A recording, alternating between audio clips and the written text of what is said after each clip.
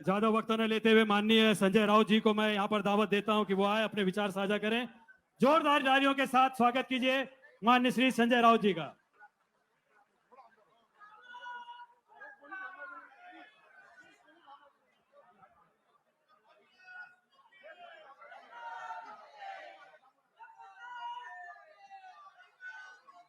ये 50 खोके हिंदी में क्या बोलोगे आप?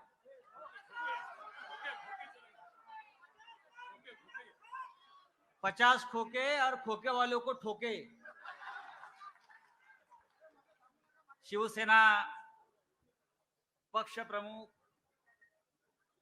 आदरणीय उद्धव ठाकरेजी, व्यासपीठावरील शिवसेनेचे सर्व मान्यवर, सभी मान्यवर, आज मैं उद्धव जी के साथ ठाणे शहर में आया हूं। जे ठाणे शहर नुसतं ठाण्याचं नाव काढलं तरी माननीय बाळासाहेब ठाकरे आणि धर्मवीर आनंद दिघे यांच्या नावानं रोमांच उभे राहतात। हे ठाणे शहर आहे। ठाणे शहर म्हणजे ठाणे शहर का मतलब है निष्ठा और कुछ नहीं। जिस ठाणे शहर ने शिवसेना को सबसे पहली सत्ता दी, भगवा झंडा लहराया, वो ठाणे शहर है। और जब हम इस गडकरी रंगायतन में आ गए, ये गडकरी रंगायतन भी बाला साहेब ठाकरे जी की देन है। और इस गडकरी रंगायतन में आज मैं देख रहा हूं, राजन विचारे जी, मैं देख रहा हूं वही निष्ठा है, वही श्रद्धा है और वही ताकत है।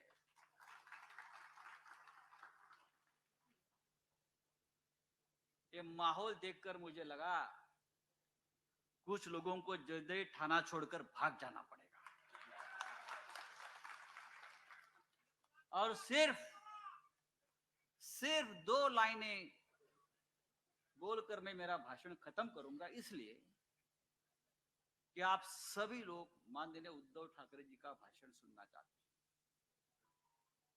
हम यहां आए हैं और आते रहेंगे। ये ठाणे शहर हमारा है, कोई हमें रोक नहीं सकता। मैं इतना ही कहूंगा, यहां से ठाणे शहर से एक ही संदेश दूंगा, हम तख्त बदलेंगे, ताज बदलेंगे, गद्दारों का राज बदलेंगे। और ये संदेश सिर्फ ठाणे शहर से ही देना जरूरी था, इसलिए हम सब लोग यहाँ ठाणे में आए हैं। और आपका आभारी हूं कि जिस संख्या में हमारे हिंदी भाषी कार्यकर्ता ने यहाँ बैठे हैं, आए हैं, बाहर भी खड़े हैं, मी त्या सगळ्यांचं स्वागत करतो। ठाणे हे मर्दांचं शहर आहे। ठाणे हे मर्दांचं शहर राहिलं, डरपोकांचं शहर म्हणून ठाणे कधीच आम्ही ऐकलं नाही, पाहिलं नाही। आनंद दिघ्यांकडे पाहून आम्हाला नेहमी हिंमत यायची। कोणतंही संकट असू द्या, त्या संकटाशी सामना करत, मुकाबला करत माननीय आनंद दिघे हे बाळासाहेब ठाकरेंच्या खांद्याला खांदा लावून उभे राहिलेलं आम्ही पाहिलेलं आहे। संकट आल्यावर जो पळून जातो तो नामर्द असतो, आणि मर्दांची फौज आपल्या समोर उभी है। मर्दों की फौज हमारे सामने खड़ी है। इसलिए फिर एक बार मैं यहां दोहराता हूं, गद्दारों का राज और गद्दारों का तख्त हम उद्ध्वस्त कर देंगे। जय हिंद, जय महाराष्ट्र। मित्रों, जनता की आवाज को बेखौफ रखने वाले संजय साहब राउत जी ने आपको बड़ी अच्छी बातें कहा। मैं इनके लिए एक लाइन प्रस्तुत करता हूं कि हम तो फूल थे, तुमने कांटा बना दिया। हम तो फूल थे, तुमने कांटा बना दिया। अब कहते हो कि चुभना भी छोड़ दो। भारत माता की। दोनों हाथ ऊपर करके भारत माता की।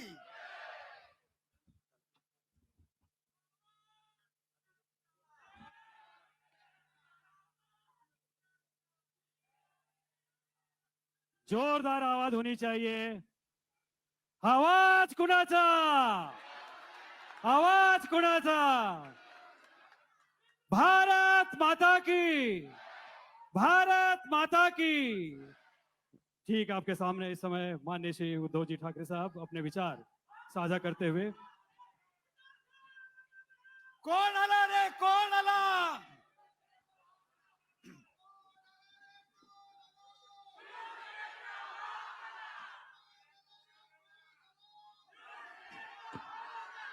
जमलेल्या माझ्या तमाम हिंदू बांधवांनो, भगिनींनो आणि माता, मेरी हिंदी आपकी समझ में आएगी क्या कि मराठी ज्यादा अच्छी समजोगे? दोन्ही समजाल ना? यालाच तर आपलं हिंदुत्व म्हणतात. जो एक दूसरे में भेद करते हैं उसको हिंदुत्व नहीं कहा जाता. इसे तो चाणक्य नीति भी नहीं कहा जा सकता, लेकिन कूटनीति होती है जो खुद के अपने स्वार्थ के लिए की जाती है और कुछ लोग कर रहे हैं. बहुत दिनों के बाद थाने में आया हूं. ऐसे नहीं कि पहली बार मैं गडकरी रंगायतन में आया. कई बार आया हूं. जैसे संजय जी ने कहा कि ये गडकरी रंगायतन भी आदरणीय बाला साहब जी की देन है.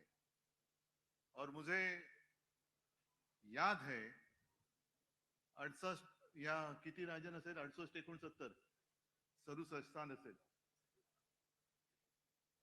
नगर निगम के चुनाव होने जा रहे थे और एक जनसभा में, विराट जनसभा थी, एक पर्चा आ गया, ऐसी चिट्ठी आ गई. बाला साहब भाषण कर रहे थे और उसमें लिखा था कि थाने में नाट्यगृह नहीं है. तो बाला साहब ने कहा, आप सारे लोग मिलकर मेरी शिवसेना को सत्ता दे दो, मैं आपको नाट्यगृह दे दूंगा. और तब जाके पहला नाट्यगृह थाना में आ गया. हाँ, नाट्यगृह तो हमने दे दिया, लेकिन नाटक कुछ और ही लोग कर रहे हैं. आज ये सब जोश देखकर कुछ लोगों के होश तो जरूर उड़ गए होंगे और उड़ने भी चाहिए. जिनको ऐसे लगता है कि मैं मतलब थाने नहीं, थाना और शिवसेना, और वो भी असली शिवसेना. असली इसलिए मैंने शब्द का उपयोग किया, अभी मार्केट में चाइनीज माल भी आता है.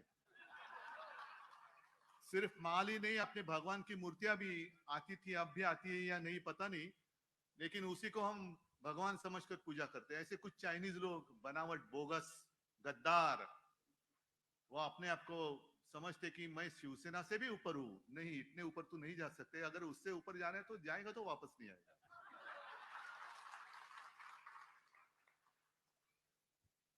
राजन और राजन के सारे साथी, आप भी मेरे सामने बैठे हैं, कट्टर शिवसैनिक है. ठीक है, ये हमारी इम्तिहान है, परीक्षा है. चुनौती तो आती रहती है, लेकिन मैं चुनौती को कभी चुनौती नहीं मानता. चुनौती को मैं भी एक अपॉर्चुनिटी मानता हूं. आप सब बोलेंगे, अरे ये तो क्या, इसका होश ठिकाने पे है क्या, इतनी चुनौती है तो भी ये आसानी से कह रहा हूं. बिल्कुल. परीक्षा तब भी होती है जब कठिन समय आता है. जो भी लड़ने के वक्त साथ रहते हैं वही असली साथी होते हैं, वही असली सैनिक रहते हैं, जैसे आप मेरे सामने बैठे थे. कुछ भी कोई भी देने, जो बात आपने कही ना, 50 खोके, 50 खोके, एकदम ओके. अरे जिस सरकार का जन्म ही खोके में से हुआ है तो वो क्या हमें न्याय दे दे. फिल्म अभी आपने देखी, उसमें एक सवाल पूछा गया था कि अच्छा युबी आहे, मला वाटलं युबीटी आहे. स्पीकर वरती म्हणून ते कुठून आलं. शिवसेना ने और उद्धव ठाकरे ने उत्तर भारतीयों के लिए क्या किया, बताओ आप. अगर मैंने कुछ किया नहीं होता तो आप यहां आते क्यों? और जो भी प्रश्न या सवाल पूछने वाले हैं, उसका उत्तर तो आप उत्तर भारतीय ही उसका उत्तर देंगे. मैंने कभी, हाँ, मेरी भी आवाज सुनाई दी, मैंने भी मुख्यमंत्री पद की शपथ ली थी और उसमें संविधान के आधार पर मैंने ली थी और उसमें मैंने कहा था ये शपथ कि मैं किसी के साथ भेदभाव नहीं करूंगा, भेद नहीं करूंगा। आपस में लड़ाई क्यों करनी है? हाँ, यहां जो कुछ मैं कर सकता था कोरोना के समय में मैंने बिल्कुल किया और इसलिए मैं हमेशा कहता हूं ये मेरा सौभाग्य है जो और किसी के नसीब में नहीं है। महाराष्ट्र की जनता मुझे अपने एक परिवार का सदस्य मानती है, मेरा सौभाग्य है। और इसमें सारे लोग आए, हिंदू तो ही हैं, क्या आप लोग हिंदू नहीं है? अच्छा, हिंदुत्व की बात करें तो हिंदुत्व का मतलब क्या है? मैं कांग्रेस के साथ गया, हाँ गया गया, खुलेआम गया। आधी रात में जाकर चोरी छुपे मीटिंग नहीं की। पहले एक सवाल मैं उनसे पूछना चाहता हूं कि हमें कांग्रेस के साथ जाने के लिए मजबूर किसने किया? बीजेपी के साथ तो हम थे ही 25 साल, 50 साल, 30 साल, शायद दुनिया के इतिहास में एकमेव गठबंधन होगा इतने साल से एक फेविकॉल से भी ज्यादा मजबूत, से जोड़ से ज्यादा मजबूत जोड़ था हिंदुत्व के लिए। तो वो जोड़ वो किसने तोड़ा? पहले बीजेपी ने तोड़ा। और बीजेपी को ऐसे लगा था जैसे ये लोग गए ना गले में एक बेल्ट बांध के, नहीं मेरे गले में पट्टा, हाँ ऑपरेशन हुआ इसलिए वो कॉलर पहननी पड़ती है, लेकिन वैसे पट्टे बांधने वाला आज तक कोई पैदा नहीं हुआ है और ना ही होगा, क्योंकि बाला साहब का खून मेरे रग में है, रगों में खून है उनका। मैं कभी लाचार नहीं हो जाऊंगा या कभी गुलाम नहीं हो जाऊंगा। मैं झुकूंगा जरूर, लेकिन वो झुकूंगा आप सारे लोग जो मेरे हिंदू लोग हैं, सारे लोग मेरे अपने हैं, उनके सामने मैं जरूर झुकूंगा, लेकिन इनके सामने नहीं। मैं तानाशाही को कभी बर्दाश्त नहीं करूंगा। और मैं हमेशा कहता हूं हिंदुत्व हिंदुत्व है क्या, हिंदुत्व क्या है? मैंने तो हमेशा कहा है, जो मेरे पिताजी कहा करते थे, सिर्फ मंदिर में जाकर जो घंटा होती है ना, घंटा बड़ोनारा हिंदू, वो हमारा हिंदुत्व नहीं है। हमें तो आतंकवादियों को पीटने वाला हिंदू चाहिए, उसे हम हिंदुत्व मानते हैं। और ये लोग क्या करते, जैसे बीच में आप सारे लोगों को पता है हमारी वज्रमुठ महाविकास आघाडीच्या सभा झाल्या होत्या ना आपल्या, सारे गोर गरीब लोग तिकडे आली होती, सब जाति के सब सारे लोग थे। इन लोगों ने क्या किया, जो बेवकूफ नकली हिंदू है उन्होंने क्या किया, दुसरे दिन जाकर उसमें गोमूत्र शिंपडलं का? अपवित्र झाले, माणसासारखी माणसं जमलेली त्यांना तुम्ही अपवित्र मानता? ये कौन सा हिंदुत्व है? जो हमारा हिंदुत्व है वो हृदय में राम और हाथ में काम, ऐसा हमारा हिंदुत्व है। लेकिन इंसान इंसान में जो भेद करते हैं, पवित्र अपवित्र, इनका हिंदुत्व झूठा है और इनके हिंदुत्व का जो झूठा नकाब है वो हमें खींचना है, वो हमें आपल्याला तो मुखवटा फाडून काढायचा है। क्या है हिंदू राष्ट्र? मणिपुर जो जल रहा है यही अपना हिंदू राष्ट्र है। आप सारे लोग बीच में एक जैसे मैं जब मुख्यमंत्री था तो हनुमान चालीसा, हनुमान चालीसा, अरे जिस हनुमान ने एक सीता के लिए पूरे लंका का दहन किया, सीता हरण हुआ इसलिए रामायण हुआ, द्रौपदी का वस्त्र हरण हो गया इसलिए महाभारत हो गया। दुख की बात तो यही है कि जब द्रौपदी का वस्त्र हरण हो रहा था तो धृतराष्ट्र बैठे थे वहां राजा, लेकिन उनकी तो दृष्टि नहीं थी, दृष्टिहीन थी। आज की सरकार वहां जो बैठी है वो क्या धृतराष्ट्र है? अपने ही देश में मणिपुर में 2 महिलाओं के साथ जो किया गया वो तो सिर्फ वीडियो सामने आए इसलिए पता चला। वहां के मुख्यमंत्री कहते हैं ये ऐसी चीजें तो, ऐसे घटना तो बहुत हुई है, बहुत हुई है, शर्म आनी चाहिए, शर्म आनी चाहिए। राष्ट्रपति महिला है, वो भी आदिवासी है, क्या कर रही है? मैं महामहिम राष्ट्रपति जी से पूछना चाहता हूं, राष्ट्रपति महोदया, आप जिस देश के राष्ट्रपति हो उस देश में महिलाओं की इज्जत हर चौराहे पर लूटी जा रही है, आपको कुछ संवेदना नहीं है? वहां की राज्यपाल महिला है, कुछ कर नहीं रही। अरे हमारे यहां जो राज्यपाल थे कैसे मस्ती करते थे, भेजो उनको वहां पे।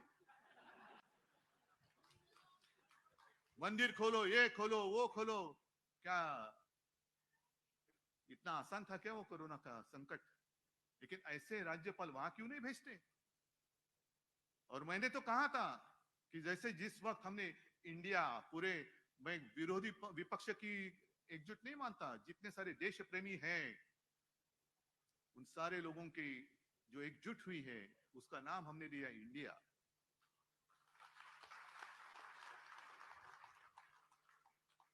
तो इंडिया की भी आलोचना हमारे प्रधानमंत्री जी ने की। उसकी तुलना उन्होंने इंडियन मुजाहिदीन, तो प्रधानमंत्री जी 1-2 दिन में यहाँ महाराष्ट्र में आने वाले हैं, गद्दारों के साथ बैठने वाले हैं, जिनके ऊपर भ्रष्टाचार के आरोप किए उनका सत्कार करने वाले हैं। यही हमारा हिंदुत्व है। तो मैं प्रधानमंत्री जी से पूछना चाहता हूं, जब भी आप विदेश जाते हो तो प्राइम मिनिस्टर ऑफ इंडिया, एक देश की शान की बात होती है। अरे अपने देश का प्रधानमंत्री देखो, कौन है बाद में, लेकिन देश का है। तो प्राइम मिनिस्टर ऑफ इंडिया का मतलब क्या है? आप इंडिया, मेरे देश को वहां जाकर रिप्रेजेंट करते हो कि इंडियन मुजाहिदीन के प्रधान सेवक बनकर जाते हो? मुझे बताओ। ये आए हैं अपने प्राइम मिनिस्टर ऑफ इंडिया जो रिप्रेजेंट कर रहे इंडियन मुजाहिदीन, आतंकवादियों को। ऐसे होता है? इतनी आपकी सोच गिरी गई। और जिस हिंदू राष्ट्र की बात कर रहे हैं, इसलिए मैं भी एक कागज पर, जैसे संजय जी ने कहा, मैं भी 2 पंक्तियां लिख के लाया हूं। आज के देश की स्थिति कैसी है? खुलेआम महिलाओं के साथ अत्याचार हो रहा है। उस वक्त जब द्रौपदी का वस्त्रण हो रहा था तो भगवान श्री कृष्ण आए थे और उन्होंने उनकी लज्जा बचाई थी। लेकिन अब कौन है? कौन बचाएगा? जो विश्व में पूरे ताकतवर नेता है, विश्व गुरु है, महाशक्तीचा बाप, पण त्यांच्या राजवटीमध्ये महिलांची आबरू लुटली जाते, कसं त्यांची धिंड काढली जाते। कौन बचाएगा मेरे इन माता और भगिनी, जो माता और बहनें, उनकी इज्जत कौन बचाएगा? कौन आएगा? श्री कृष्ण। और इसलिए कुछ पंक्तियां जो मला वाटतं कवि उपाध्याय जी थे, उनकी कविता है, मैं खास करके लिख के लाया हूं क्योंकि गलती ना हो जाए। पूरी कविता पढ़ने जैसी है, लेकिन पूरी कविता ही नहीं पढ़ूंगा, 4 ही लाइनें। और उन्होंने लिखा है कि अब द्रौपदी क्या करेगी? तो उन्होंने द्रौपदी के लिए कहा है, सुनो द्रौपदी शस्त्र उठा लो, अब गोविंद ना आएंगे। अब गोविंद आने की उम्मीद छोड़ दो। गोविंद तो बैठा है अपनी आंखों पर पट्टी बांधकर, धृतराष्ट्र जैसे। अब गोविंद ना आएंगे। छोड़ो मेहंदी, खड्ग संभालो। खड्ग संभालने का वक्त आया है अभी। खड्ग संभालो, खुद ही अपना चीर बचा लो। द्यूत बिछाए बैठे शकुनी, मस्तक सब बिक जाएंगे। 50 को के एकदम ओके।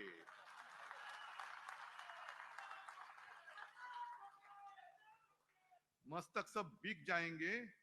सुनो द्रौपदी शस्त्र उठा लो, अब गोविंद ना आएंगे।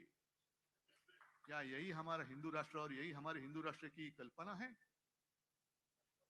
राम मंदिर बनेगा खास कर उत्तर भारतीयों के लिए या हिंदुओं के लिए बनेगा, लेकिन किसने बनाया? वो मोदी जी ने नहीं बनाया, कोर्ट के फैसले ने बनाया है। वो जब बाबरी गिराई गई थी तो ये सारे बीजेपी के लोग, सारे, मैंने मेरे भाषण में कहा है कि ये सारे जितने सारे चूहे हैं ना, त्या चुह्यांच्या बिळामध्ये घुसले होते भाजपवाले।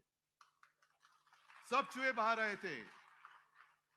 तो एक पत्रकार ने चूहे को पूछा, अरे क्यों भाई, आप आपके घर में नहीं, क्यों नहीं? अरे क्या करूं, वो बीजेपी वाले घुसे, बाबरी गिर गई ना, बाबरी गिराई गई तो ये सब लोग भाग गए। तेव्हा उंदराच्या बिळात लपणारे तुम्ही, जेव्हा मैं गया था वहां अयोध्या में, सारे लोग थे, राजन भी थे, संजय भी, और आप में से भी कई सारे लोग होंगे। मैं गया था, मुख्यमंत्री होने से पहले गया था, और उस वक्त मैंने मांग की थी कि एक कानून बनाओ और राम मंदिर बनाओ। एक कानून बनाओ, स्पेशल कानून बनाओ। जैसे अभी कानून उन्होंने बनाया है, दिल्ली की जितने सारे अधिकार है दिल्ली सरकार के, वो उन्होंने छीन लिए हैं। तो वैसे कानून बनाओ और राम मंदिर बनाओ। राम मंदिर के लिए कानून नहीं बनाया, जनतंत्र को खत्म करने के लिए कानून बनाया, जो अभी पारित होने जा रहा है आपके लोकसभा और राज्यसभा में मंजूर होने के लिए। तो कहां गई आपकी हिम्मत? क्यों नहीं कर रहे हिम्मत? मणिपुर भी मैंने कहा ना कि वहां शांति करनी है तो भेजो ना ईडी, इनकम टैक्स, सीबीआई को भेज दो, वापस आते ही के देखो। और शायद एक बात हो सकती है, अमित शाह जी एक बार जाके आए, दोबारा भेजो, जितने सारे वहां के जो लोग हैं दंगा फसाद करने वाले, सारे बीजेपी में ले लो, मणिपुर शांत हो जाएगा। क्यों? ये तो नीति चल रही है। जो मैंने बात की कि 2-3 दिन में 1 तारीख को शायद प्रधानमंत्री जी आ रहे हैं, मंच पे कौन होगा आप फोटो देखो, एक अनोखी तस्वीर होगी। अगल बगल में कौन है, मैं भ्रष्टाचार को खत्म करूंगा, करो ना, करो। लेकिन जिनके ऊपर आपने आरोप लगाए 70,000 करोड़ के भ्रष्टाचार के, उन्हीं को लेकर आपने महाराष्ट्र की सरकार जो शिवसेना तोड़कर आपने बनाई थी, मजबूत थी, तो भी और मजबूत करने के लिए उनको तोडा। क्यों, और कोई मिला नहीं आपको? और कोई मिला नाही? म्हणजे असं काय आहे का की चिखल उगवायला दुसरीकडे असला तो मळ आणि भाजपाला आला की कमळ? का कमळ फुलवाला तुम्हाला मळ लागतोय? सगळे भ्रष्टाचारी भ्रष्टाचारी दिखा, तू भ्रष्टाचार कर रहा है, आजा आजा मेरी गाड़ी में बैठ जा। भ्रष्टाचार की गाड़ी चल रही है, तेज बुलेट ट्रेन चल रही है, भ्रष्टाचार की गाड़ी। अरे भारतीय जनता पार्टी, अब नाम लेने के लिए शर्म आनी चाहिए, ये तो भ्रष्ट जनता की पार्टी हो गई है, भ्रष्ट जनता पार्टी। क्या आपका शासन है कहां? और अभी कैसे होता है कि जब भी चुनाव आते हैं तो इनको सारे पुराने साथी याद आते हैं। जिस वक्त अपनी मीटिंग चल रही थी इंडिया की, तब उनको याद आ गया, अरे अपना भी ऐसा कुछ था ना, तो किसी ने बताया हाँ था ना, क्या नाम था उसका, एनडीए। हाँ तो चलो एनडीए की मीटिंग बुलाओ। एनडीए में कितने सारे लोग बैठे थे, सब आधे अधूरे। नहीं, आधे अधूरे इसलिए कहा कि मैं भी 1-2 मीटिंग के लिए गया था, पूरी शिवसेना मेरे साथ, मैं आज भी पूरी शिवसेना मेरे साथ ही है। लेकिन अब आप इतने ताकतवर हो गए तो भी आपको ऐसे तोड़ मरोड़ कर पार्टी मजबूत करने की क्या जरूरी है? मतलब आपके आप में आत्मविश्वास नहीं है। आपको पता चला है कि 2024 के बाद आपकी सत्ता टिकने वाली नहीं है। मेरे जनता की जितने सारे देश प्रेमी लोग हैं वो इकट्ठा आकर, एक साथ आकर आपको सत्ता से दूर करेंगे। क्या हमारा गुनाह क्या है? इंडिया का आपने संबंध आतंकवादियों से जोड़ा, तो क्या मैं आतंकवादी हूं? इतने सारे मेरे भाषण सुनने के लिए आए सारे आतंकवादी हैं? जो आपके साथ थे, ममता दीदी थी, नीतीश कुमार थे, सारे लोग क्या आतंकवादी है? आपने ऐसा कौन सा ठेका लिया है कि सिर्फ आप ही देश प्रेमी हैं और हम देशद्रोही? नहीं, देश मतलब आपने, ये देश मतलब मेरे सर्वसामान्य जो लोग हैं ना, वो है देश। यही हमारा देश है और इसलिए हम भी भारत माता का पूजन करते हैं। भारत माता सिर्फ आपकी नहीं है, भारत माता हम सबकी है। अरे इन लोगों का तो भारत माता के वक्त, उस वक्त आजादी के संघर्ष में कोई लेना देना नहीं था, दूर दूर से नहीं था। अब जो हक जता रहे ये हमारा है नहीं, इसलिए मैं कहता हूं कि अपने देश से ऊंचा कोई भी होना नहीं चाहिए। मेरा देश सबके ऊपर, मेरा देश सबसे ऊंचा है, उसके ऊपर कोई भी होने दो, नहीं उसके नीचे। तो देश का वासी है, नीचे नीचे।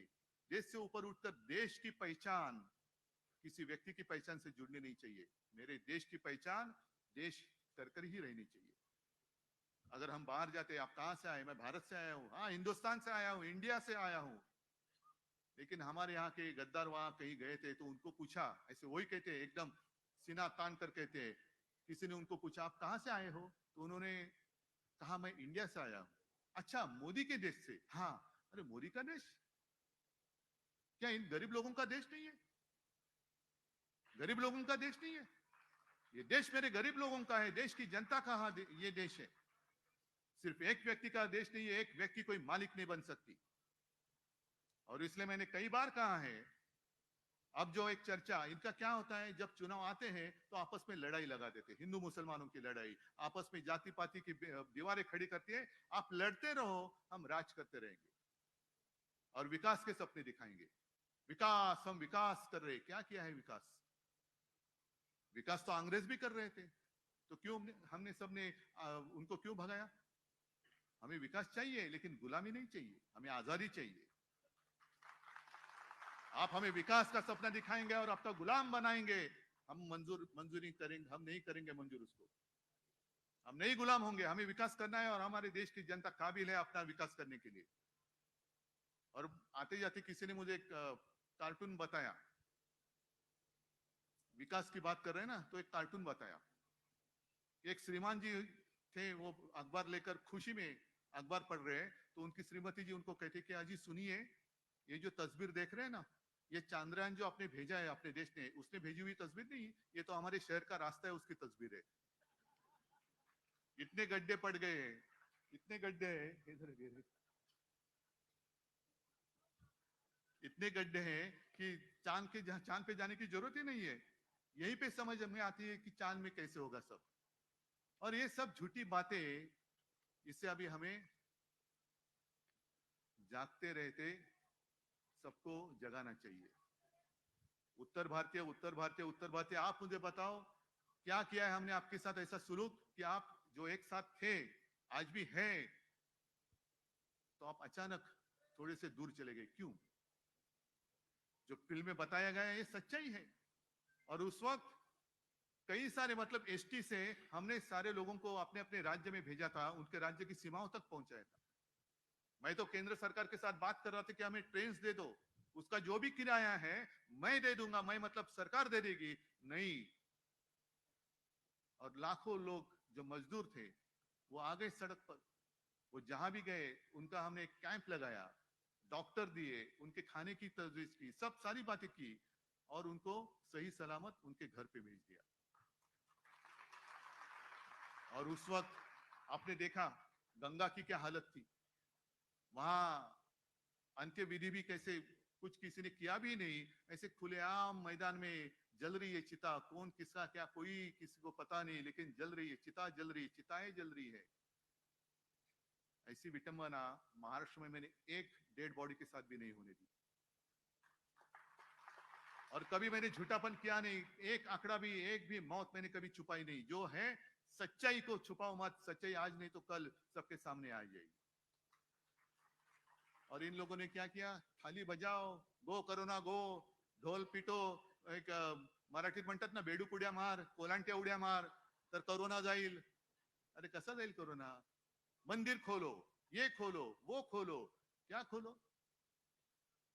और मेरी आलोचना की जाती है, माझे कुटुंब माझी जबाबदारी, हे फक्त कुटुंबापुरतेच आहे। हाँ बिल्कुल, मेरा परिवार मेरी जिम्मेदारी है, सब मेरा परिवार है, पूरा महाराष्ट्र मेरा परिवार है, जिम्मेदारी मेरी है।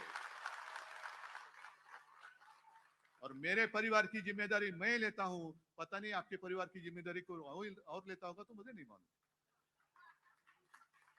लेकिन ये मेरा परिवार है, महाराष्ट्र मेरा परिवार है और उसकी जिम्मेदारी मेरी है, मैं हूं।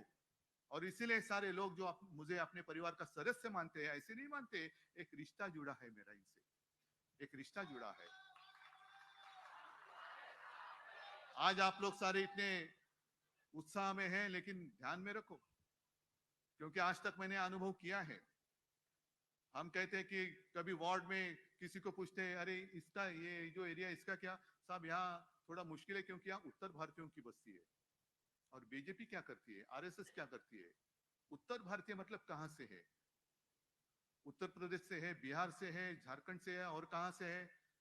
फिर जैसे आपण मराठीत बोलतो ना, घाटावरचा, घाटाखालचा, विदर्भातला, मराठवाड्यातला, फिर ठाकुर है, यादव है, गांव कौन से गांव का, फिर उसके उस बस्ती में वो बस्ती देखते कहां से आए हुए लोग हैं और वहां से किसी को लाकर आपके बस्ती में छोड़ देते हैं। और जो आपके साथ आपके गांव की बात करेगा, आपकी भाषा में बात करेगा, तो आप बड़े खुश हो जाते हैं, अरे मेरे मायके से कोई आया है, कैसे हो भैया? अरे वाह सब ठीक। और जब वोटिंग का समय खत्म होता है वो भाई साहब गायब। दूसरे दिन से उसके बाद में शिवसेना और हम, आप और हम दोनों एक दूसरे के साथ हैं, लेकिन ये आते हैं आपको चुनाव के वक्त गुमराह करते हैं, उनकी राह बराबर वो माप लेते हैं और आपको छोड़ देते हैं। इतने सारे अब जब आएंगे तो उनको पूछो कि कोरोना के संकट में आप कहां थे? कोरोना के संकट में आप कहां थे? क्या किया आपने हमारे लिए? मैंने कहा ना, मैंने जो कुछ किया आपका अनुभव है, मुझे कुछ बताने की जरूरत नहीं है, आपका अनुभव ही बोलेगा। लेकिन मैं आपसे अपेक्षा करता हूं कि आप लोग बोलेंगे मेरी ओर से कि अरे आप यहाँ आने की जरूरत नहीं है, हम उद्धव जी के साथ है, उद्धव ठाकरे के साथ है, उन्होंने हमारे लिए काम किया। और अब तो जंग शुरू हो गया है। आने वाले दिनों में ध्यान में रखो कि हमें लड़ाने की पूरी कोशिश करेंगे, क्या उसको आप कामयाब होने देंगे? आपका भरोसा जो 24 घंटे आपके साथ रहता है, भले आप आपके घर से दूर आए हो, लेकिन क्या ये आपका दूसरा घर नहीं है? आपको यहाँ घर जैसी कुछ ऐसी बात नहीं लगती? तो जैसे वो आपका अपना घर है, वैसे आप आए हो साथ में मिलकर जो हिंदुत्व कहते हैं, उस हिंदुत्व की एकजुट हमें बताने की जरूरत है। उसी को तो कहते हैं वज्रमुठ। और आप लोग अगर साथ में आएंगे तो मुझे पूछा जाता है कि क्यों आप सबको साथ में चाहते हो, क्या मोदी के खिलाफ हो? मैंने कहा मोदी या किसी व्यक्ति के खिलाफ नहीं हूं, लेकिन मैं तानाशाही के खिलाफ जरूर हूं। मैं नहीं देखना चाहता जो मेरी भारत माता है उसके हाथ और पैर में इनकी श्रृंखला फिर से एक बार पड़े। नहीं, किसी के गुलाम मैं मेरे भारत माता को किसी के गुलाम नहीं बनने दूंगा। यही कसम हमें आज लेकर जाना है। क्योंकि उस वक्त पहले तो मुगल आते थे, आया करते थे। मुगल मतलब अपने देश के बाहर के लोग, बाबर वगैरह सब, इसलिए तो बाबरी मस्जिद गिराई। फिर अंग्रेज आ गए, 150 साल चले गए, जनरेशन पीढ़ियां चली गई, फिर भी लड़ते रहे और बाद में आखिर वो दिन आ गया, अंग्रेजों को भी जाना पड़ा। अंग्रेज तो गए, तो अभी अपने घर वाले अपने सर पर कहीं ना बैठे, क्योंकि कोई भी हो गुलामी तो गुलामी ही होती है। और अभी मुझे फिर से दोहराता हूं, मेरी भारत माता को दोबारा गुलाम मैं नहीं होने देना चाहता। आप क्या चाहते हो? आप गुलाम बनकर विकास का सपना देख सकते हो? गुलाम बनकर विकास का सपना क्या देखेंगे? उठ बोलेंगे तो उठना पड़ेगा, बैठ बोलेंगे तो बैठना पड़ेगा। ये विकास आपको मंजूर है? कि आज जो आजादी के मतलब हम सब, हमारा देश एक ऐसे मोड़ पर आया है कि 2024 में नहीं तो ट्रेन छूट गया, फिर अपना देश अपने हाथ से गया, इन नालायक लोगों के हाथ में जाएगा, तानाशाहों के हाथ में जाएगा। और इसलिए मुझे पूरी उम्मीद है, उम्मीद नहीं पूरा विश्वास है, पूरा भरोसा है कि अब साथ में आप आए हो, साथ में ही रहेंगे। भले कितनी करनी है कोशिश करने दो, लेकिन हमारी जो एकता है उसको हम टूटने फूटने नहीं देंगे और मेरे भारत माता को हम आजाद ही रखेंगे। यही हम शपथ लेते हैं। जय हिंद, जय महाराष्ट्र।